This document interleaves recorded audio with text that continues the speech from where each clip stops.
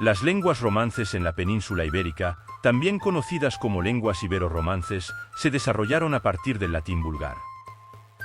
La evolución de las lenguas romances desde el latín fue significativamente moldeada por los numerosos entornos de contacto lingüístico que resultaron de la conquista, colonización y comercio.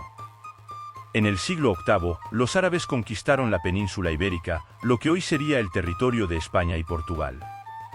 Los omeyas ocuparon estas tierras e infundieron la región con su lengua y su cultura. Cuando los cristianos retomaron el control de la península ibérica, el árabe ya había influenciado a las lenguas europeas.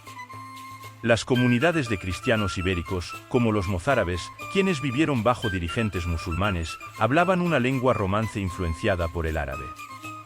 Estas lenguas híbridas se les conocen como las lenguas mozárabes. Las variedades romances habladas en la península ibérica se dividen en 5 grupos principales: gallego-portugués, astur-leonés, castellano, aragonés, catalán y valenciano. Todas estas variedades tienen sus orígenes en la evolución del latín en el borde norte de la península ibérica y se extendieron hacia el sur en la Edad Media. El gallego está estrechamente emparentado con el portugués, con el que formó una unidad lingüística, conocida como galaico-portugués, durante la Edad Media. El más antiguo documento latino gallego-portugués fue encontrado en Portugal, y es una donación a la iglesia de Socello, que se encuentra en el Archivo Nacional de Torre do Tombo, y está fechado en torno al año 870.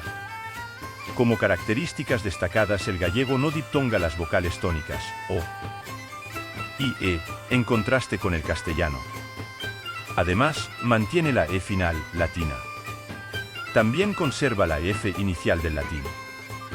Por último, pierde las consonantes latinas L, Y, N en posición intervocálica.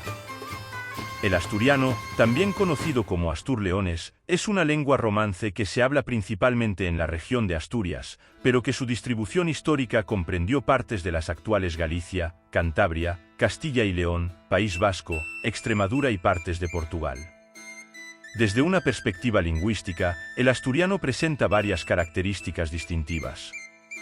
Monoptongación de los diptongos decrecientes. En asturiano, los diptongos decrecientes se pronuncian como una sola vocal. Formación del plural femenino. En asturiano, los plurales femeninos se forman añadiendo gue al final de la palabra.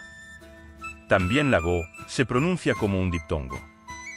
Por último, también destacar que conserva la f inicial latina, como por ejemplo la palabra hambre, fame, en asturiano. El castellano, también conocido como español, tiene su origen en Castilla, un reino medieval en la península ibérica.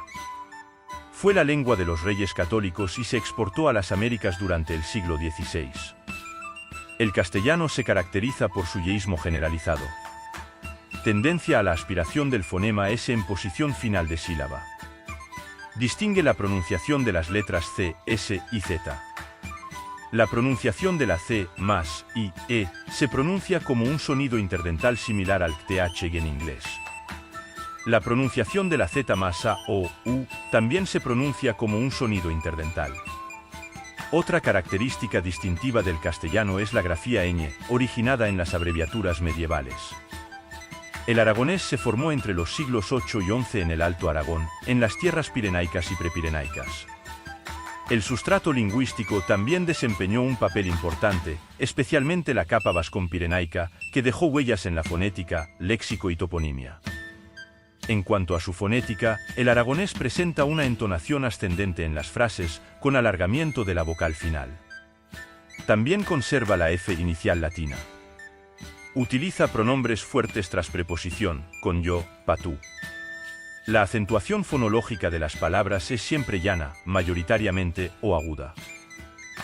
El catalán o valenciano se habla en Cataluña, Valencia, las Islas Baleares, Andorra, la Franja de Aragón, el Rosellón, Francia, y la ciudad sarda de Alguer, Italia. Como características destacadas vemos un sistema vocálico de 7 u 8 vocales según el dialecto.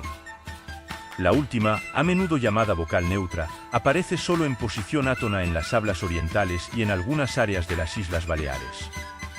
También presenta una ausencia de diptongación de las vocales latinas. Mortua del latín es, morte en catalán o muerto en español. También podemos ver una palatalización en elle de la L inicial latina, lacte del latín, llet en catalán, leche en español. Por último, resaltar el apócope, pérdida de los sonidos finales, muy generalizada, lacu en latín, yac en catalán o lago en español.